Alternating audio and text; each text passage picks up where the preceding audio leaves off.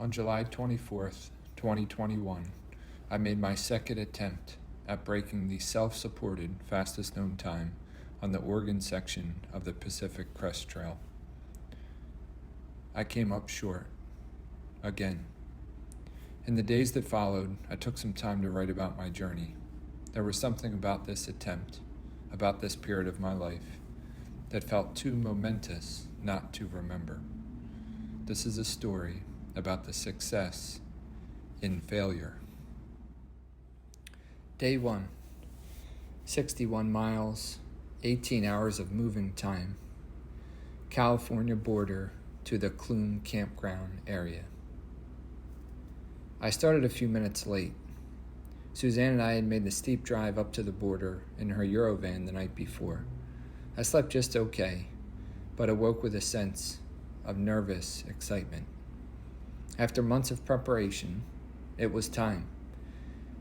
I was so deeply appreciative of Suzanne being there to see me off. Without her support and belief in me, I'm not sure another attempt would have ever happened. I held back tears as we parted. I knew the next several days would likely be harder for her than it would be for me. I made the short hike down to the border, looking up into the night sky.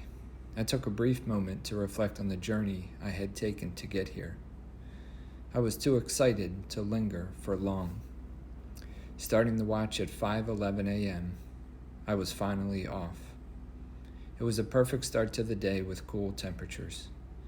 I think the wildfire smoke actually prevented the sun from warming up the ground temps until around midday.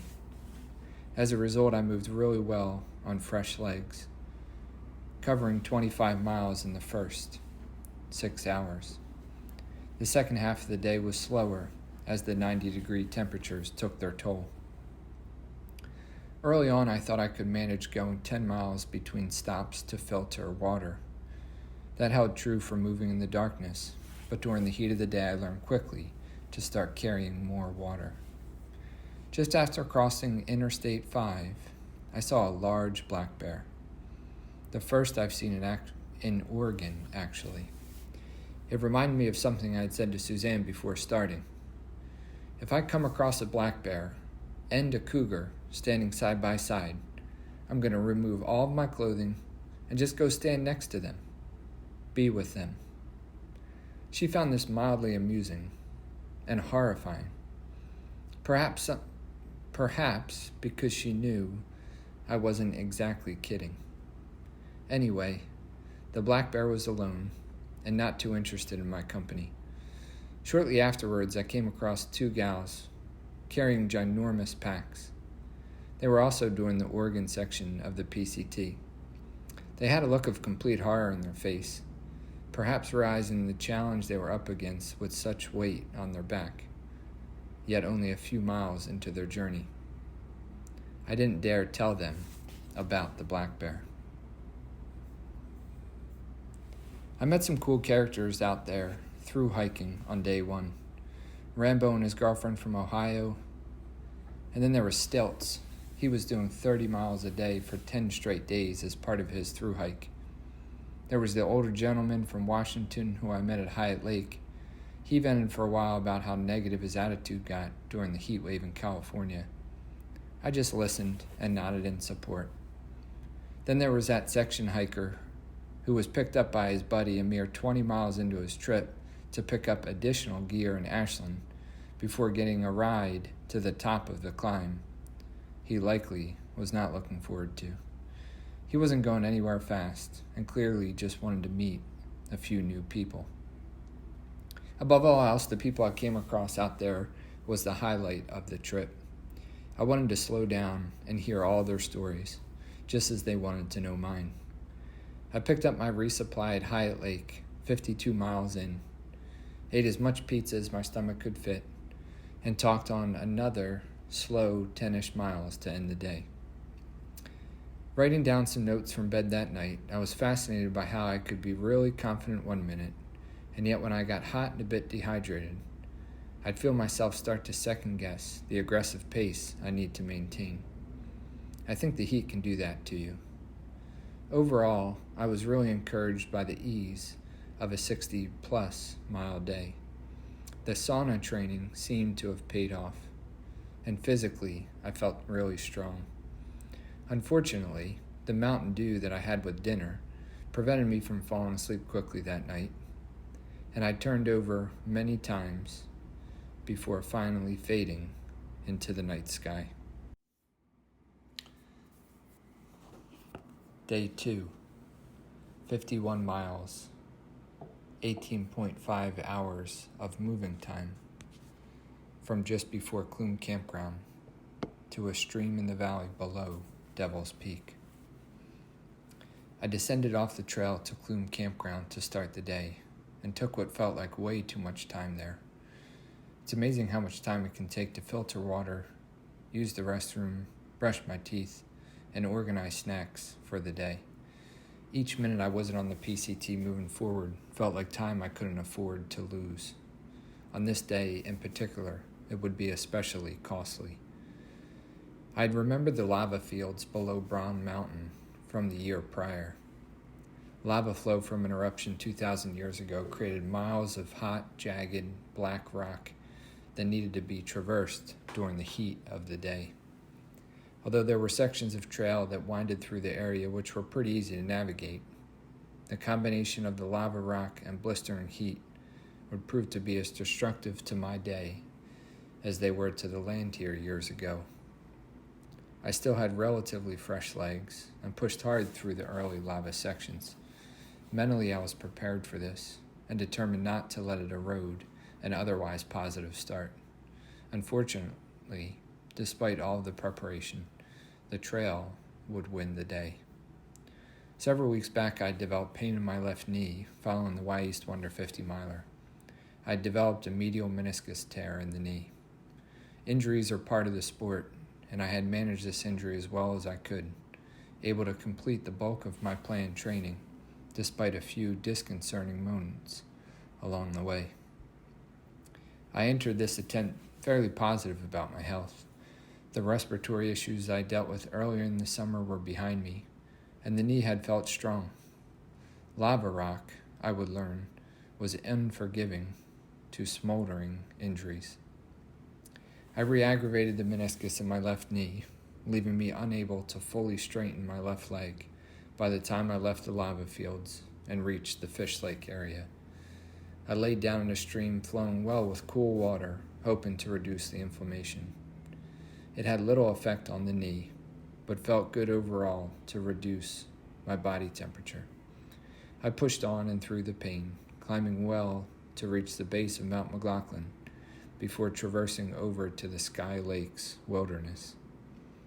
My goal was to reach 60 to 65 miles for the day, which would leave me only a few miles in the morning before entering Crater Lake National Park.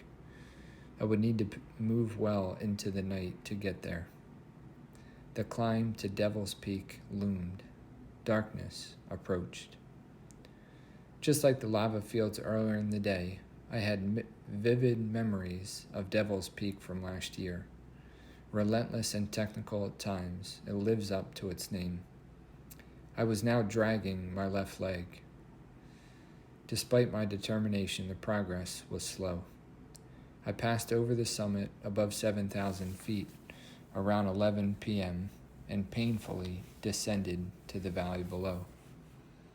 At midnight, I admitted that any further effort at the pace I was keeping was futile, and I called it a day. 51 miles. I was suddenly 10 plus miles and several hours behind schedule. Day 3, 48 miles, plus another 2 for the Mazama resupply. 17 hours of movement from the stream below Devils to Oregon Road 138 prior to the start of Mount Thielsen. I woke up eager to make up lost time from the day prior. If I could reach my resupply at Mazama by lunchtime, I'd only be about 4 hours behind schedule. I was always constantly recalibrating and recalculating. My mind felt like the Houston control room during an Apollo space mission, and I embraced each problem that needed to be solved. But there was also the reality of the situation. I learned that making up time with 15 pounds on my back and a nagging knee injury was a great challenge. The burn zone south of Crater Lake had more elevation gain than I'd remembered. The sun was warm early in the day, and the new growth that had sprouted amongst the backdrop of black, charred spears provided little relief. I came across a woman from Washington, D.C. who had completed the Appalachian Trail 2 years prior and was now conquering the PCT. She was very pleasant, and so I hiked with her for a few minutes. I wondered about her life. 2 long-distance hikes in 3 years? What was she escaping? Was she retired? She commented at one point, "How about the thunder last night?" What thunder, I thought to myself. Apparently, overnight, there was a violent thunderstorm. I'm certain I didn't get rained on, but I should have at least heard the thunderous claps. Perhaps I was sleeping on my left side, and my deaf right ear never alerted me to the violence in the air. A good thing, I told myself. As I approached Mazama Village, I met 2 really kind and curious gals from Portland who were also trying to conquer the PCT. Their packs were naturally bigger than mine, and as were most through hikers I met on the trail, they had many questions about what my life on the trail was like with such a small pack. I answered the questions quickly, but humbled that they would even ask. The human encounters brought me life.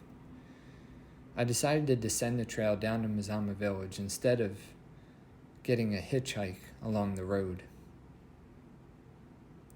The extra 2 miles of foot travel to reach my resupply was time I couldn't afford, but waiting alongside the road in hopes of a hitch didn't seem very efficient either. Besides, the road was hot, and well, it was a road. I picked up my box, stuffed my pack, and got back on the trail. I skipped the line to order real food. Instead, I picked up a giant ice cream cookie sandwich, cheese stick, berry smoothie, and an orange soda. In hindsight, I should have eaten far more. The truth is, despite everything I know and the calorie deficit I had incurred, the resistance to overeat always looms. Orthorexia, as it is termed, or the difficulty in consuming the necessary volume of calories due to the perception that unhealthy or processed foods are inherently harmful, is very real. It's a part of our sport, even to those of us who understand it best. Passing the spring heading back up to the PCT, I stopped to wash off my feet. The 2 large blisters had formed on my heels. I lanced them with a knife and covered them with Leukotype. Despite their size and searing pain at times, they were the least of my worries. The clock was my only enemy now. Finally, I was ascending to the Crater Lake rim. It went by quickly. I was eager to pass the mark where I ended my attempt a year prior. I stopped in the visitor center along the rim to drink a cold Starbucks coffee beverage and a lemonade. Why I didn't also eat about 16 brownies is still unclear to me today. I had a picture taken of me standing above the deep blue lake and sent it to my family so they knew I wasn't dead. I called Suzanne. My voice trembled.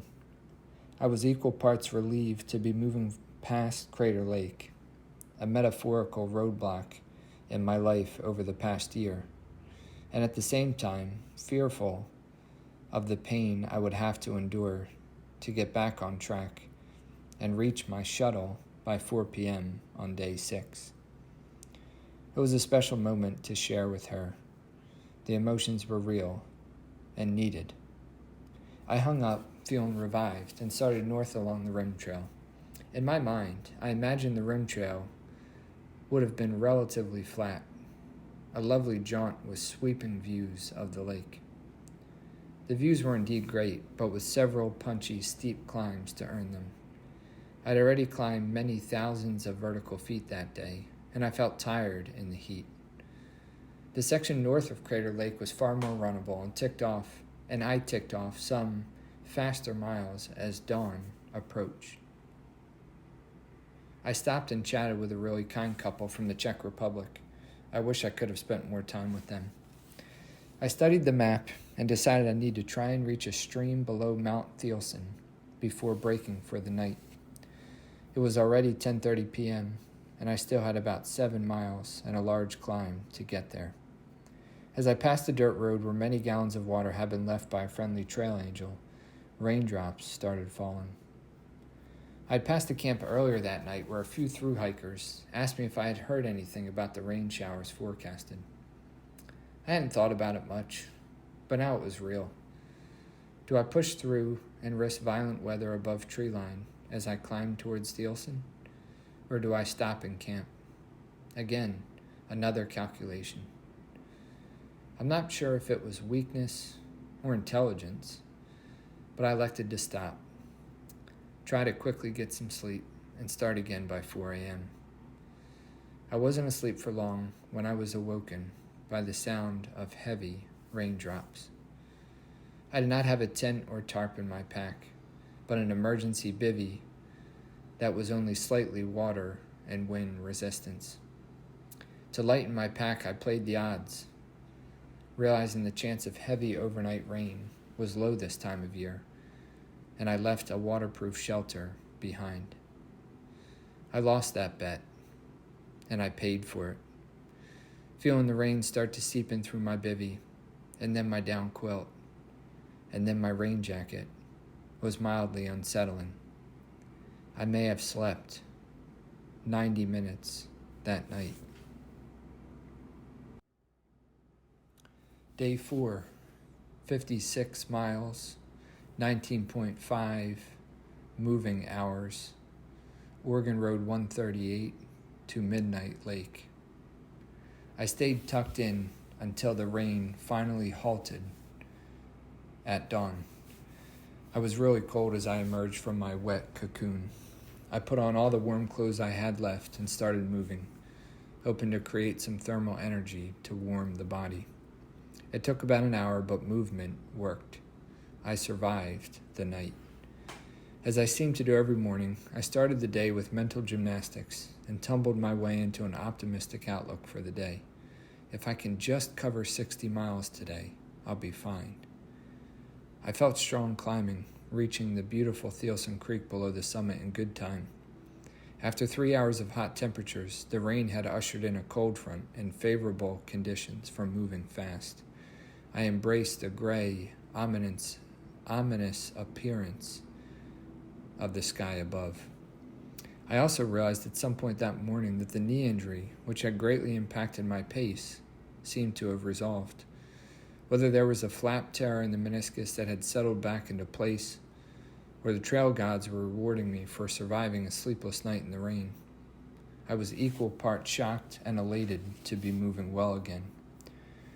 Soon after filtering ice-cold water from the creek, I caught up with a pair of thru-hikers from the Bay Area.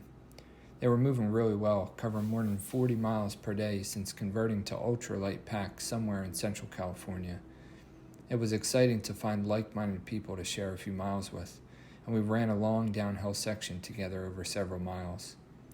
The connection was rejuvenating and a tremendous lift after the cold, lonely night I had endured. I eventually pushed ahead and reached 6 Horse Spring, feeling outstanding. I was moving better than I had since my first miles on day 1. Unfortunately, my optimism was tempered by the realization that I would reach my 3rd resupply that night at Shelter Cove, well after closing time. If I had to wait for them to open the next morning, I would lose another few hours of moving time, and certainly fall too far behind schedule to reach my shuttle around the closed section of trail on day 6. The only chance I had was to find some food from a trail angel to boost my current stash and stretch out that supply to reach Elk Lake, my 4th resupply, by closing time on the following day.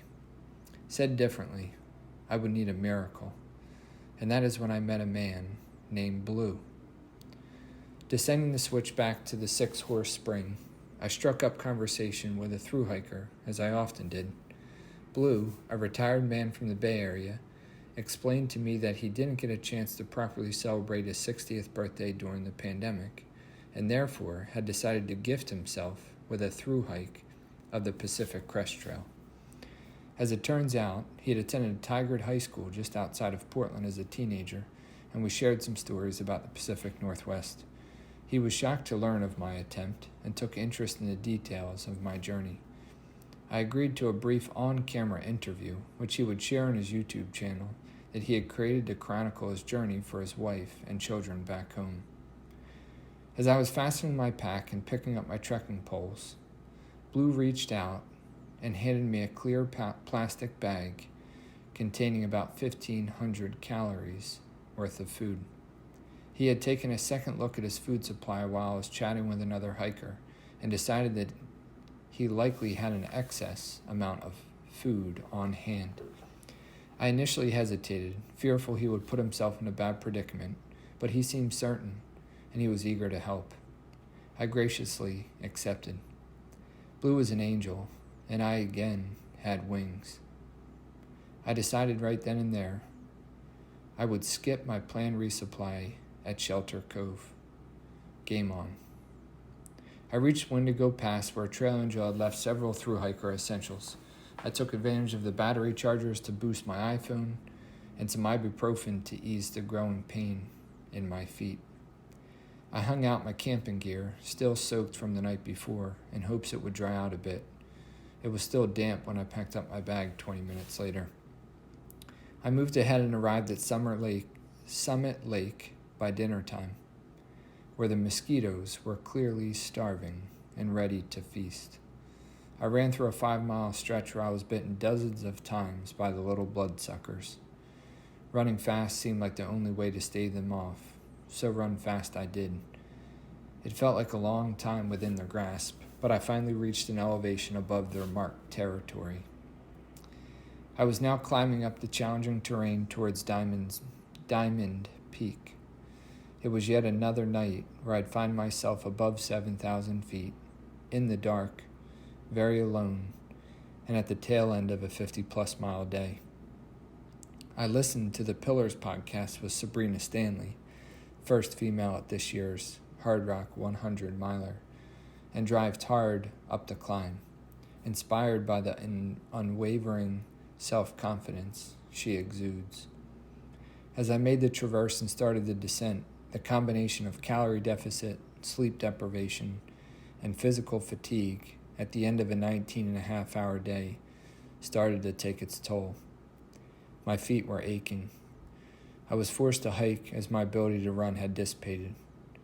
And as I approached the Shelter Cove intersection, what would have been my third resupply, at about 1 a.m., I was staggering considerably, taking one step completely sideways for every 2 steps forward. How I didn't take a terrible fall in those moments, I'll never know. I elected to call it a night. I consumed a single pro bar consisting of about 400 calories, choosing to save my remaining calories for the next day. I think back to the hilarity of that moment. After covering 56 miles with 8,000 to 9,000 feet of vertical gain, it seemed okay to only consume 400 calories and be prepared to do it all over again the next day. Trail brain is what the kids call that, I think. I crawled into my damp down quilt inside my wet bivvy. It really didn't matter. I was utterly exhausted and fell asleep quickly. Day 5, 28 miles, 10 hours, from Midnight Lake to Irish Taylor Lake Road. After practically zero sleep the night prior, I needed to get at least 4 hours. While I wasn't fully hallucinating on the trail yet, I was starting to see a lot of people, and strangely a few cars, that just weren't real. If not careful, serious sleep deprivation would set in soon.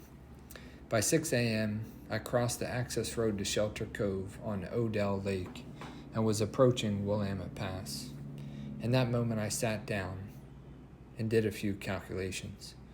I had about 1,200 calories that would need to cover me for the next 45 miles until I reached my fourth resupply at Elk Lake, just south of Bend, Oregon. If I waited for Shelter Cove to open and added on the 3 miles off-trail round trip to reach the general store, I would not make it to Elk Lake by the time they closed that night. But if I pushed forward, would I have enough calories to cover the 45 miles? In the end, I convinced myself that there was only one decision, and that was to push on. But I had looked past one critical part of the equation. By skipping my resupply at Shelter Cove, I lost an opportunity to consume a 1,500 to 2,000 calorie meal at the general store while purchasing resupplies for the next section. These anchor meals, as I call them, at resupply stops were crucial. Life support for a multi-day speed attempt. I had forgotten about the anchor meal. And instead, I was only thinking about the number of calories per hour I needed while moving on the trail. As a result, I was already bonking by 7 a.m. I tried to consume about 200 calories every hour to start that day.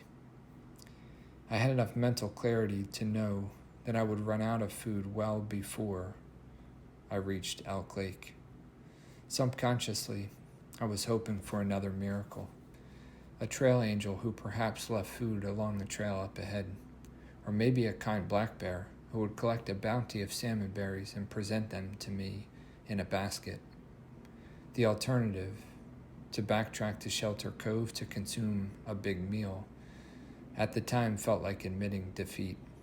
It would have given me the energy to cover more ground that day and continue on, but it would cost me the time I simply could not afford if I wanted to reach Elk Lake by closing time that evening, a checkpoint that I had realized was truly make or break. Unlike previous days, my pace to start the day was slow. The lack of calories kept me from running more than a few steps at a time. The heat had returned after a break in the weather the day prior. And then, just when I couldn't afford another setback, I developed mild tendonitis in my right Achilles, likely from days of overloading the right side to compensate from my swollen left knee. I could push through it, and I did, but my pace slowed to less than 3 miles per hour.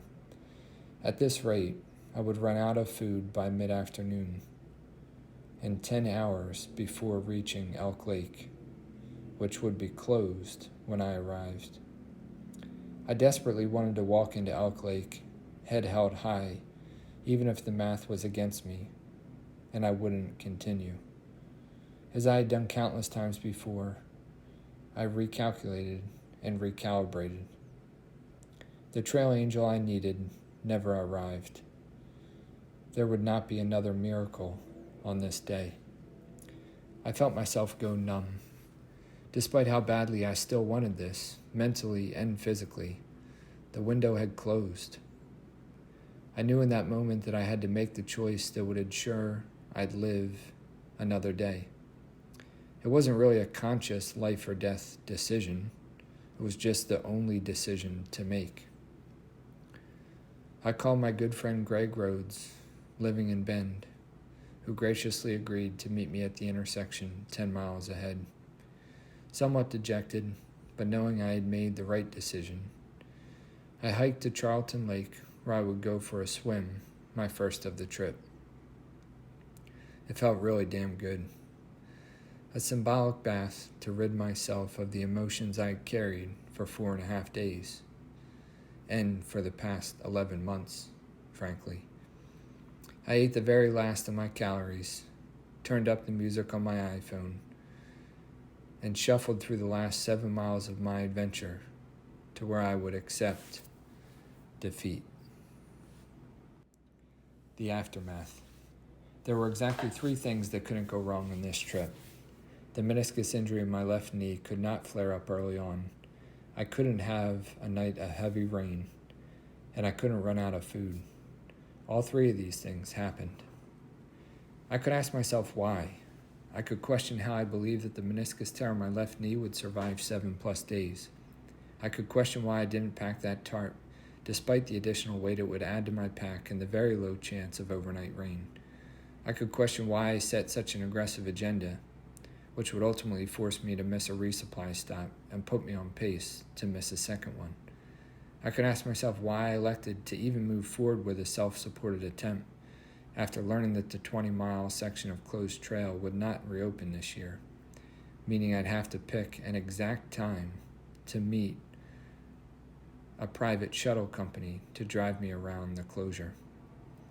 But I've chosen not to question any of these things. The truth is that this attempt was more about the journey I took to get to that starting line and the confidence it took to line up again and attempt something that few people have ever and will ever attempt to do. Yes, I could have chosen to do this fully supported, accepting the pacers and crew from the countless number of friends and training partners who were eager to be a part of this adventure, and spared myself from carrying the more than 15 pounds of necessary gear, food, and water. However, I wanted to attempt something that challenged the limits of possibility. I wanted to reach my maximum potential in this sport. I wanted to do something that not only required physical and mental preparation, but required me to consider the elements, the topography, the timing of resupply stops, and the logistics that all needed to be perfect to accomplish such a feat. Life has been ridiculously hard over the past year and filled with many unexpected failures.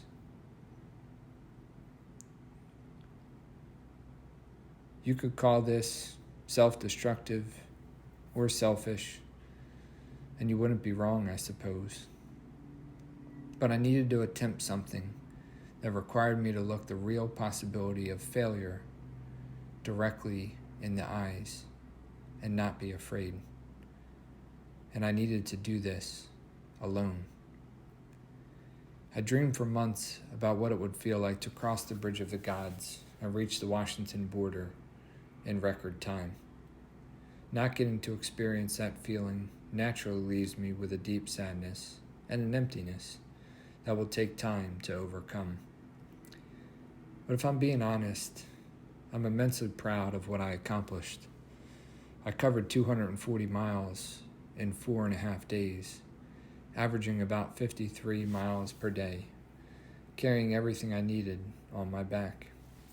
I overcame a left knee that wouldn't fully straighten for 36 hours, large blisters on my feet, a sleepless night in the rain, and deep hunger from calorie deprivation. I continuously recalculated and recalibrated, convincing myself each and every time I hit another obstacle that this is possible. Don't ever give up. Despite that mantra, the math was ultimately not in my favor. Nature had scored another victory, and the window had closed. It's true, I did not succeed. I did not finish what I set out to do. But I do not feel like I failed either. It has taken a lot of personal growth this past year for me to say that. Perhaps being able to do so is a success. With time, the blisters will heal, the swelling will subside, the calories will be replenished, and the disappointment will fade. I have the opportunity to roll this experience into the Cascade Crest 100-miler in just a few weeks. I'll be ready. For the gift that it is to choose suffering and the opportunity to succeed in the shadow of defeat, I shall carry on.